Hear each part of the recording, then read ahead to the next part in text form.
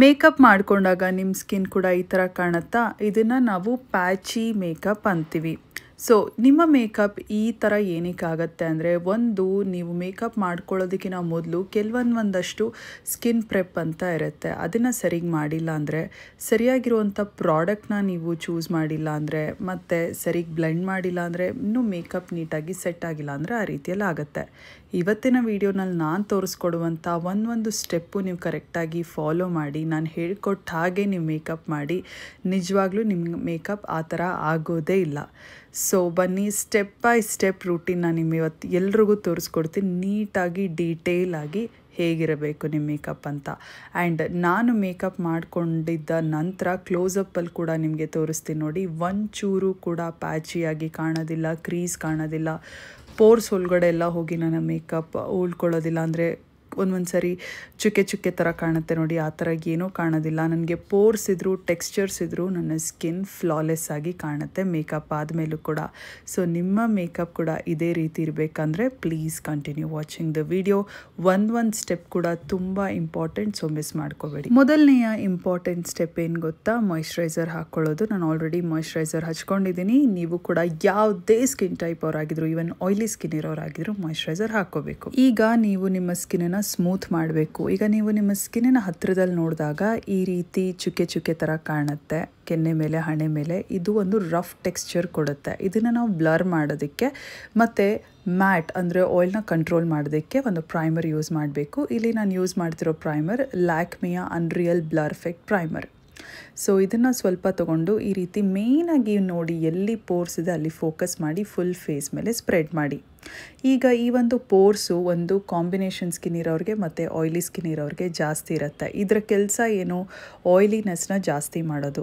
So ಈ primer ಏನು ಮಾಡುತ್ತೆ? ಆ ಪೋರ್ಸ್ ಕಾಣಿಸ್ತಿರೋ ಹಾಗೆ ಬ್ಲರ್ ಮಾಡುತ್ತೆ, ಜೊತೆಗೆ ಆಯಿಲಿನೆಸ್ ಕೂಡ ಜಾಸ್ತಿ ಆಗ್ದಂಗೆ ನೋಡ್ಕೊಳ್ಳುತ್ತೆ.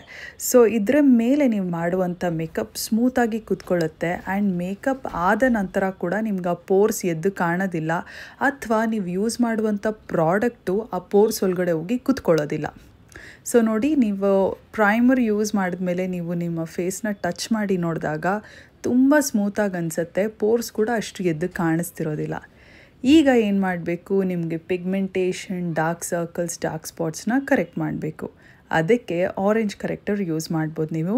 ನಾನಿಲ್ಲಿ ಪ್ಯಾಕ್ನ take cover orange corrector use ಮಾಡ್ತೀನಿ. This is in the shade pumpkin. ಈಗ ಈ ಒಂದು ಸ್ಟೆಪ್ಪು ನಿಮಗೆ ಜಾಸ್ತಿ ಡಾರ್ಕ್ ಸರ್ಕಲ್ಸ್ ಇದ್ದರೆ ಯೂಸ್ ಮಾಡ್ಬೋದು ಆರೆಂಜ್ ಕರೆಕ್ಟರ್, ಇಲ್ಲ ಅಂದರೆ ಈ ಸ್ಟೆಪ್ನ ನೀವು ಸ್ಕಿಪ್ ಮಾಡ್ಬೋದು. ಇದನ್ನು ನೋಡಿ ಚೂರು ಹಾಕಬೇಕು. ಒಂದು ಟೈನಿ ಡಾಟ್ನ ಹಾಕಿ ಡಾರ್ಕ್ ಸರ್ಕಲ್ಸ್ ಎಲ್ಲಿದೆ ನೋಡಿ ಅಲ್ಲಿ ನೀಟಾಗಿ ನಿಮ್ಮ ಬೆರಳ ಸಹಾಯದಿಂದಾನೇ ಇದನ್ನು ಅದ್ರ ಮೇಲೆ ಬ್ಲೆಂಡ್ ಮಾಡಿ. ಇದೇನು ಮಾಡುತ್ತೆ ಗೊತ್ತಾ? ಒಂದು ಡಾರ್ಕ್ ಸರ್ಕಲ್ಸು ಜಾಸ್ತಿ ಎದ್ದು ಕಾಣಿಸ್ತಿರೋ ಹಾಗೆ ನೋಡ್ಕೊಳ್ಳುತ್ತೆ. ಸೊ ಇವಾಗ ಕೆಲವೊಮ್ಮೆ ನಿಮಗೆ ಜಾಸ್ತಿ ಡಾರ್ಕ್ ಸರ್ಕಲ್ಸ್ ಇದ್ದಾಗ ಅದು ಎಷ್ಟೇ ನೀವು ಫೌಂಡೇಶನ್, ಕನ್ಸೀಲರ್ ಹಾಕಿದ್ರು ಅದ್ರ ಮೇಲೆ ಅದು ಎದ್ದು ಕಾಣಿಸುತ್ತೆ. ಸೊ ಹೀಗೆ ಮಾಡಿದಾಗ this is called colour correction. ಆ ಒಂದು ಡಾರ್ಕ್ ಸರ್ಕಲ್ಸ್ ಆಗಲಿ ಪಿಗ್ಮೆಂಟೇಷನ್ ಆಗಲಿ ನೀಟಾಗಿ ಕವರ್ ಆಗುತ್ತೆ ಇದ್ರ ಮೇಲೆ ನಾವು ಕನ್ಸೀಲರ್ ಯೂಸ್ ಮಾಡಿದಾಗ. ಆ್ಯಂಡ್ ಈಗ ಕನ್ಸೀಲರ್ಗೆ ನಾನು LA ಗರ್ಲ್ನ ಪ್ರೋ ಕನ್ಸೀಲ್ ಯೂಸ್ ಮಾಡ್ತಿದ್ದೀನಿ, ಹಾಗೂ ನನ್ನ ಶೇಡ್ ಪ್ಯೂರ್ ಬೇಷ್. ಸೊ ನಿಮ್ಮ ಸ್ಕಿನ್ ಟೋನ್ಗೆ ಪ್ರಾಪರಾಗಿ ಮ್ಯಾಚ್ ಆಗುವಂಥ ಕನ್ಸೀಲರ್ ಶೇಡನ್ನೇ ತೊಗೋಬೇಕು.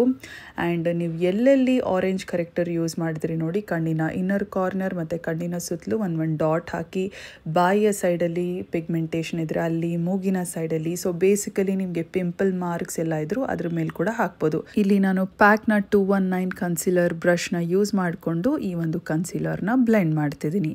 ನಿಮ್ಮ ಹತ್ರ ಕನ್ಸೀಲರ್ ಬ್ರಷ್ ಇಲ್ಲ ಅಂದರೆ ಬ್ಯೂಟಿ ಸ್ಪಂಜ್ ಯೂಸ್ ಮಾಡ್ಬೋದು, ಇಲ್ಲ ಅಂದರೆ ನಿಮ್ಮ ಬೆರಳ ಸಹಾಯದಿಂದಾನೇ ಒಂದು ಲೈಟಾಗಿ ಒಂಚೂರು ಡ್ಯಾಬ್ ಮಾಡಿ ಬ್ಲೆಂಡ್ ಮಾಡಿ. ಸೊ ಯಾವುದೇ ಕಾರಣಕ್ಕೂ ಕಣ್ಣಿನ ಇನ್ನರ್ ಕಾರ್ನರ್ನ ಮಿಸ್ ಮಾಡಬೇಡಿ, ಯಾಕಂದರೆ ಅಲ್ಲಿ ನಾವು ತುಂಬ ಇಗ್ನೋರ್ ಮಾಡ್ತೀವಿ. ಜಸ್ಟ್ ಮೇಕ್ ಶ್ಯೂರ್ ನಿಮ್ಮ ಕಣ್ಣಿನ ಸುತ್ತಲೂ ನೀಟಾಗಿ ಕನ್ಸೀಲರಿಂದ ಬ್ಲೆಂಡ್ ಆಗಿರಬೇಕು. ಆ್ಯಂಡ್ ಇನ್ನೂ ಒಂದು ಮುಖ್ಯವಾದ ವಿಷಯ, ನಿಮ್ಮ ಸ್ಕಿನ್ ಟೋನ್ಗೆ ಕರೆಕ್ಟಾಗಿ ಮ್ಯಾಚ್ ಆಗುವಂಥ ಕನ್ಸೀಲರ್ ಶೇಡನ್ನೇ ತೊಗೊಳ್ಳಿ. ಗೊತ್ತಾಗ್ತಿಲ್ಲ ಅಂದರೆ ನನ್ನ ಚಾನಲಲ್ಲಿ ತುಂಬ ಸುಮಾರು ವೀಡಿಯೋಸ್ ಇದೆ ಕನ್ಸೀಲರ್ ಶೇಡ್ ಹೇಗೆ ಚೂಸ್ ಮಾಡೋದು, ಫೌಂಡೇಶನ್ ಶೇಡ್ ಹೇಗೆ ಚೂಸ್ ಮಾಡೋದು ಅಂತ. ಸೊ ಆ ವೀಡಿಯೋಸ್ನ ನೋಡಿ, ಅವಾಗ ನಿಮ್ಗೆ ಗೊತ್ತಾಗುತ್ತೆ how to choose your right shade of product ಅಂತ. ಈಗ ನೋಡಿ, ನಿಮ್ಮ ಸ್ಕಿನ್ ಈವನ್ ಟೋನ್ ಆಗಿದೆ, ಎಲ್ಲೂ ಕೂಡ ಪಿಗ್ಮೆಂಟೇಷನ್ ಕಾಣಿಸ್ತಿಲ್ಲ. ಈಗ ನೀವು ಬೇಕಿದ್ದರೆ ಫೌಂಡೇಶನ್ ಯೂಸ್ ಮಾಡ್ಬೋದು, ಇಲ್ಲಾಂದರೆ ಸ್ಕಿಪ್ ಕೂಡ ಮಾಡ್ಬೋದು. ಫೌಂಡೇಶನ್ ನಾನಿವತ್ತು ಯೂಸ್ ಮಾಡ್ತಿದ್ದೀನಿ, ಮ್ಯಾಕ್ನ ಸ್ಟುಡಿಯೋ ಫಿಕ್ಸ್ ಫೌಂಡೇಶನ್ ಯೂಸ್ ಮಾಡ್ತಿದ್ದೀನಿ, ಹಾಗೂ ನನ್ನ ಶೇಡ್ NC40. ನಿಮ್ಮ ಹತ್ರ ಮ್ಯಾಕ್ ಇಲ್ಲ ಅಂದರೆ ಕೆಲವ್ರಿಗೆ, ಎಲ್ರಿಗೂ ಮ್ಯಾಕ್ನ ಅಫೋರ್ಡ್ ಮಾಡೋಕ್ಕಾಗೋದಿಲ್ಲ, ಬಿಗಿನರ್ಸ್ಗೆ ಎಸ್ಪೆಷಲಿ. ಸೊ ಅವರು ನೈಕಾನ all day matte foundation use ಮಾಡ್ಬೋದು. ಮ್ಯಾಕ್ ಫೌಂಡೇಶನ್ ಕೊಡುವಂಥ ಸಿಮಿಲರ್ ಫಿನಿಶೇ ಕೊಡುತ್ತೆ ಆ್ಯಂಡ್ ಸಿಮಿಲರ್ ಕವರೇಜೇ ನಿಮಗೆ ಕೊಡುತ್ತೆ. ಫೌಂಡೇಶನ್ ಯೂಸ್ ಮಾಡುವಾಗ ಮುಖ್ಯವಾದ 2 ವಿಷಯಗಳೇನು ಗೊತ್ತಾ? ಮೊದಲನೇದು, ಅದು ನಿಮ್ಮ ಸ್ಕಿನ್ ಟೋನ್ಗೆ ಕರೆಕ್ಟಾಗಿ ಮ್ಯಾಚ್ ಆಗಿರುವಂಥದ್ದಾಗಿರಬೇಕು, ಅದು ನಾನು ಯಾವಾಗಲೂ ಹೇಳ್ತೀನಿ. ಇನ್ನೂ ಒಂದು, ಎಷ್ಟು ಕಡಿಮೆ ಪ್ರಾಡಕ್ಟ್ ಯೂಸ್ ಮಾಡ್ತಿರೋ ಅಷ್ಟು ಒಳ್ಳೆಯದು. ಈ ಒಂದು ಎಷ್ಟು ಕಡಿಮೆ ಪ್ರಾಡಕ್ಟ್ ಯೂಸ್ ಮಾಡ್ತಿರೋ ಅಷ್ಟು ಒಳ್ಳೇದು ಅಂತ ಹೇಳಿದ್ನಲ್ಲ, this is apt for all products. Orange corrector ಆಗಿರ್ಬೋದು, ಕನ್ಸೀಲರ್ ಆಗಿರ್ಬೋದು, ಫೌಂಡೇಶನ್ ಆಗಿರ್ಬೋದು, ಅದು ಏನೇ ಪ್ರಾಡಕ್ಟ್ ಆದರೂ ಮೇಕಪ್ ಅಂತ ಬಂದಾಗ ಕಡಿಮೆ ಪ್ರಾಡಕ್ಟನ್ನೇ ಯೂಸ್ ಮಾಡಿ, ಬೇಕಿದ್ದರೆ ನೀವು ಮತ್ತೆ ಇನ್ನೊಂಚೂರು ಹಾಕ್ಕೋಬೋದು. ಸೊ ಇದನ್ನು ನಾನು ಬ್ಲೆಂಡ್ ಮಾಡೋದಕ್ಕೆ ನಾನು ಯೂಸ್ ಮಾಡಿದಂಥ ಬ್ರಷ್ ನೀವು ನೋಡ್ಕೊಂಡ್ರಿ ಅನಿಸುತ್ತೆ. This is pack foundation blending brush. Brush ಯಾವುದು ಯೂಸ್ ಮಾಡೋದು ಗೊತ್ತಾಗ್ತಿಲ್ಲ ಅಂದರೆ ಜಸ್ಟ್ ಬ್ಲೈಂಡಾಗಿ ಪ್ಯಾಕ್ ಬ್ರಷಸ್ನ ತೊಗೊಳ್ಳಿ, ದರ್ ಅಮೇಝಿಂಗ್. ಇಲ್ಲ ಅಂದರೆ ಪ್ಯಾಕ್ನ ಬ್ಯೂಟಿ ಸ್ಪಂಜ್ ಒಂದು ತೊಗೊಳ್ಳಿ, ಅದನ್ನು ನೀರಲ್ಲಿ ಅದ್ದಿ ಎಕ್ಸ್ಟ್ರಾ ನೀರನ್ನು ಹಿಂಡಿಬಿಟ್ಟು ಆಮೇಲೆ ಅದನ್ನು ಯೂಸ್ ಮಾಡಿ. ಸೊ ಬ್ರಷ್ನ ಅಫೋರ್ಡ್ ಮಾಡೋಕ್ಕಾಗೋದಿಲ್ಲ ಅಂದರೆ ಒಂದು ಬ್ಯೂಟಿ ಸ್ಪಂಜ್ನ ತೊಗೊಳ್ಳಿ.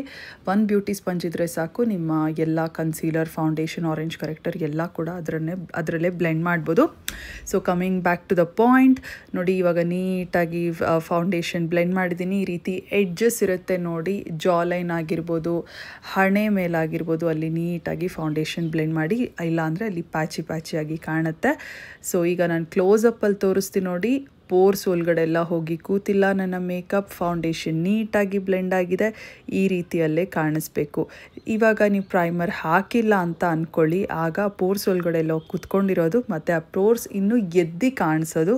ಸೊ ಆಯಿಲಿನೆಸ್ ಕೂಡ ಜಾಸ್ತಿ ಆಗಿರೋದು, ಪ್ಯಾಚಿಯಾಗಿ ಕಾಣಿಸಿರೋದು. ಸೊ ಈಗ ನಾನು ಲೂಸ್ ಪೌಡರ್ನ, ನಾನು ಈ ಒಂದು ಪ್ಯಾಕ್ನ ಟ್ರಯಾಂಗಲ್ ಪಫ್ ಅಂತೀವಿ, ಅವ್ರ ಪಿಜ್ಜಾ ಪಫ್ ಅಂತೀವಿ. ಇದು ಪ್ಯಾಕ್ನಲ್ಲೆಲ್ಲ ಎಲ್ಲ ಬ್ರ್ಯಾಂಡಲ್ಲೂ ಇವಾಗ ಸಿಗ್ತಿದೆ. ಇದನ್ನು ನೀವು ತೊಗೊಂಡು ನಿಮ್ಗೆ ಬೇಕಿದ್ದರೆ ಎಕ್ಸ್ಟ್ರಾ ಕವರೇಜ್ ಬೇಕಂದರೆ, ಅಂದರೆ ಇನ್ನೂ ಜಾಸ್ತಿ ಕವರೇಜ್ ಬೇಕಂದರೆ ಕಾಂಪ್ಯಾಕ್ಟ್ ಯೂಸ್ ಮಾಡ್ಬೋದು. ನನಗೆ ಕವರೇಜ್ ಇಷ್ಟೇ ಸಾಕಪ್ಪ ಅಂತ ನೀವು ಅಂದ್ಕೊಂಡ್ರೆ, ನಾನಿಲ್ಲಿ ಯೂಸ್ ಮಾಡ್ತಿದ್ದೀನಿ ನೋಡಿ, ಕೆ ಬ್ಯೂಟಿಯ loose powder in the shade olive ನಾನಿಲ್ಲಿ ಯೂಸ್ ಮಾಡ್ತಿರೋದು. ಸೊ ಒಂದು ಲೂಸ್ ಪೌಡರ್ನ ತೊಗೊಂಡು ಮೇಕಪ್ನ ಸೆಟ್ ಮಾಡಿ. ಮೇಕಪ್ನ ಸೆಟ್ ಮಾಡೋದು ತುಂಬಾ ಮುಖ್ಯ, ಯಾಕಂದರೆ ನಿಮ್ಮ ಮೇಕಪ್ ನೀಟಾಗಿ ಒಂದೇ ಜಾಗದಲ್ಲಿ ಕೂತ್ಕೊಳ್ಳುತ್ತೆ. ಇದಾದ ನಂತರ ಇನ್ನೂ ಇಂಪಾರ್ಟೆಂಟ್ ವಿಷಯ ಏನಂದರೆ, ಒಂದು ಮೇಕಪ್ ಸೆಟ್ಟಿಂಗ್ ಸ್ಪ್ರೇನ ತೊಗೊಂಡು ನೀಟಾಗಿ ಫೇಸ್ ಮೇಲೆ ಸ್ಪ್ರೇ ಮಾಡ್ಕೊಳ್ಳಿ. ಇದು ಮಾಡೋದ್ರಿಂದ ನೋಡಿ ಇನ್ನೂ ಡಬಲ್ ಸೆಟ್ ಆಗುತ್ತೆ ನಿಮ್ಮ ಮೇಕಪ್. ಆ್ಯಂಡ್ ಮೇಕಪ್ ಎಲ್ಲ ಮುಗಿದಿದ ನಂತರ ಇನ್ನೊಂದು ಸರಿ ಮೇಕಪ್ ಸೆಟ್ಟಿಂಗ್ ಸ್ಪ್ರೇ ಯೂಸ್ ಮಾಡಬೇಕಾಗತ್ತೆ, ಅದು ನಾನು ಯಾವಾಗ ಹೇಳ್ತೀನಿ. ಇಲ್ಲಿ ನಾನು ಸ್ವಿಸ್ ಬ್ಯೂಟಿಯ ಮೈಕ್ರೋ ಬ್ರೌ ಪೆನ್ಸಿಲ್ನ ತೊಗೊಂಡು ಐಬ್ರೋಸ್ನ ಫಿಲ್ ಮಾಡಿ ಡಿಫೈನ್ ಮಾಡ್ತಿದ್ದೀನಿ. ಐಬ್ರೋಸ್ನ ಫಿಲ್ ಮಾಡೋದು ಹೇಗೆ ಅಂತ ಗೊತ್ತಾಗ್ತಿಲ್ಲ ಅಂದರೆ ನೋಡಿ, ಫಸ್ಟ್ ಗ್ಯಾಪ್ ಎಲ್ಲಿದೆ ನೋಡಿ, ಆ ಗ್ಯಾಪ್ಸ್ನ ಫಿಲ್ ಮಾಡಿ.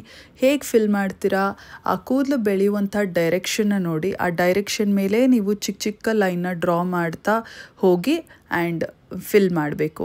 ಇದಾದ ನಂತರ ಹಿಂದೆ ಸ್ಪೂಲಿ ಇರುತ್ತೆ, ಅದನ್ನು ತೊಗೊಂಡು ಬ್ಲೆಂಡ್ ಮಾಡಿ ಈ ರೀತಿಯಲ್ಲಿ.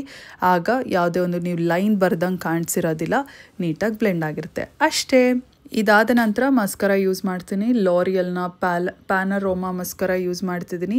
ಈಗ ನೋಡಿ, ಕೆಲವ್ರಿಗೆ ಐಲೈನರ್ ಇಷ್ಟ ಇರುತ್ತೆ, ಕೆಲವರಿಗೆ ಕಾಜಲ್ ಇಷ್ಟ ಇರುತ್ತೆ, ಕೆಲವ್ರಿಗೆ ಬೋಲ್ಡ್ ಥಿಕ್ ಕಾಜಲ್ ಇಷ್ಟ ಇರುತ್ತೆ, ಕೆಲವ್ರಿಗೆ ಐ ಮೇಕಪ್ ಮಾಡಬೇಕಂತ ಇಷ್ಟ ಇರುತ್ತೆ. ಹೇಗೆ ಬೇಕೋ ಹಾಗೆ ನೀವು ಈ ಮೇಕಪ್ನ ಫಿನಿಶ್ ಮಾಡ್ಬೋದು. I am just using mascara to keep it simple. And mascara ಹಾಕ್ಕೊಂಡಾಗ ಒಂಚೂರು ಇಲ್ಲಿ ಟಚ್ ಆಗಿತ್ತು ಐಲಿಡ್ ಮೇಲೆ, so I am cleaning it up with concealer brush. ಪಿಕ್ಸಿಯ ಒಂದು ಕ್ರೀಮ್ ಬ್ಲಷ್ ಯೂಸ್ ಮಾಡ್ತಿದ್ದೀನಿ. ಇದರ ಶೇಡ್ ಎಲ್ಲ ನಿಮಗೆ ಡಿಸ್ಕ್ರಿಪ್ಷನ್ ಬಾಕ್ಸಲ್ಲಿ ಕೊಟ್ಟಿರ್ತೀನಿ. ಸೊ ಇದು ಅಪ್ಲೈ ಮಾಡೋದು ಕೂಡ ತುಂಬ ಈಸಿ, ಹಾಗೆ ಬ್ಲೆಂಡ್ ಮಾಡೋದು ಕೂಡ ತುಂಬ ಈಸಿ. ಯಾವತ್ತೂ ಅಷ್ಟೇ ಬ್ಲಷ್ ಯೂಸ್ ಮಾಡಿದಾಗ ನೋಡಿ, ಅದನ್ನು ಟೆಂಪಲ್ಸ್ ಆಫ್ ಯೋರ್ ಫೇಸ್ ಅಂತೀವಿ, ಅಂದರೆ ಐಬ್ರೋ ತುದಿವರೆಗೂ ತೊಗೊಂಡು ಹೋಗಿ ಈ ರೀತಿ ಬ್ಲೆಂಡ್ ಮಾಡಿ. ಪೌಡರ್ ಬ್ಲಷ್ ಯೂಸ್ ಮಾಡ್ತಿದ್ರೆ ಅದನ್ನು ನೀವು ಬ್ರಷ್ನ ಸಹಾಯದಿಂದಾಗಿ ಅಪ್ಲೈ ಮಾಡಬೇಕಾಗತ್ತೆ. ಕ್ರೀಮ್ ಬ್ಲಷ್ಗೆ ಯಾವುದೇ ಒಂದು ಬ್ರಷ್ನ ಅಗತ್ಯ ಇಲ್ಲ, ಜಸ್ಟ್ ನೀವು you can blend with your fingers, that's it. So it's very simple and very easy and ತುಂಬ ಕ್ವಿಕ್ಕಾಗಿ ಕೂಡ ಆಗುತ್ತೆ. ಆ್ಯಂಡ್ ಇದನ್ನೇ ಸ್ವಲ್ಪ ನಾನು ಬೆರಳಲ್ಲಿ ಏನು ಮಿಕ್ಕಿತ್ತು ಅದನ್ನು ಐಲೈಟ್ ಮೇಲೆ ಹಾಕ್ಕೊಳ್ತಿದ್ದೀನಿ. ಲಿಪ್ಸ್ಟಿಕ್ಕಿಗೆ ಲವತ್ನ liquid mousse matte lipstick in the shade espresso martini ಇದನ್ನು ಯೂಸ್ ಮಾಡ್ತೀನಿ. ನನಗೆ ತುಂಬ ಇಷ್ಟ ಆದಂಥ ಒಂದು light nude brown lip colour ಅಂದರೆ ಇದೆ. ತುಂಬ ಫೇರ್ ಆಗಿರೋರಿಗೆ, ಮೀಡಿಯಮ್ ಸ್ಕಿನ್ ಟೋನ್ ಅವ್ರಿಗೆ ತುಂಬ ಚೆನ್ನಾಗಿ ಸೂಟ್ ಆಗುತ್ತೆ ಈ ಒಂದು ಲಿಪ್ಸ್ಟಿಕ್ಕು. ನೀವೇನಾದರೂ ಡೀಪರ್ ಸ್ಕಿನ್ ಟೋನ್ ಆಗಿದ್ರೆ ನಿಮ್ಗೆ ಸೂಟ್ ಆಗೋದಿಲ್ಲ. ಇನ್ನೊಂಚೂರು ಡಾರ್ಕ್ ಶೇಡ್ ತೊಗೊಳ್ಳಿ. ಆ್ಯಂಡ್ ಫುಲ್ ಮೇಕಪ್ ಆದ ನಂತರ ಇನ್ನೊಂದು ಸರಿ ಮೇಕಪ್ ಸೆಟ್ಟಿಂಗ್ ಸ್ಪ್ರೇ ಯೂಸ್ ಮಾಡಿ. This will double set your makeup. Also makes sure that your makeup ಗೋನ last longer, ತುಂಬ ಜಾಸ್ತಿ ಹೊತ್ತಿರತ್ತೆ. ಆ್ಯಂಡ್ ಈಗ ನೋಡ್ಬೋದು ಎಷ್ಟು ಫ್ಲಾಲೆಸ್ ಆಗಿ ಕಾಣಿಸ್ತಿದೆ ಅಂತ ನನ್ನ ಮೇಕಪ್. ಈಗ ನೋಡಿ, ನನಗೂ ಕೂಡ ಪೋರ್ಸ್ ಇದೆ, ನಂದು ಕೂಡ ಆಯ್ಲಿ skin, combination skin actually, but ನನ್ನ ಸ್ಕಿನ್ ಆಯ್ಲಿ ಆಗುತ್ತೆ. ಸೊ ಹಾಗಿದ್ರೂ ಕೂಡ ನನಗೂ ಕೂಡ ರಿಂಕಲ್ಸ್ ಇದೆ, ಫೈನ್ ಲೈನ್ಸ್ ಇದೆ, ಎಲ್ಲ ಇದ್ರೂ ಮೇಕಪ್ ಫ್ಲಾಲೆಸ್ ಆಗಿ ಕಾಣಿಸ್ತಿದೆ.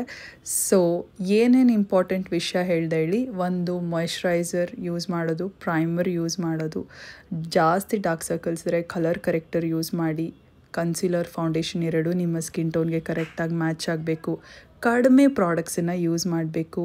ಸೊ ಮೇಕಪ್ ರಿಯಲಿಸ್ಟಿಕ್ ಆಗಿ ಹೇಗೆ ಕಾಣುತ್ತೆ ಅಂದರೆ, ಹತ್ತಿರದಿಂದ ನೋಡಿದವ್ರಿಗೆ ಹೇಗೆ ಅನಿಸುತ್ತೆ ಅಥವಾ ನೀವೇ ಹತ್ತಿರದಿಂದ ನೋಡಿದಾಗ ಹೇಗೆ ಅನಿಸುತ್ತೆ ಅಂದರೆ ಈ ರೀತಿಯಾಗಿ ಕಾಣುತ್ತೆ. ಒಂದು ಚೂರು ಪ್ಯಾಚಿಯಾಗಿ ಕಾಣೋದಿಲ್ಲ, ಸಖತ್ ನ್ಯಾಚುರಲ್ ಆಗಿ ಕಾಣುತ್ತೆ, ಬ್ಯೂಟಿಫುಲಿ ಫ್ಲಾಲೆಸ್ ಆಗಿ ಕಾಣುತ್ತೆ.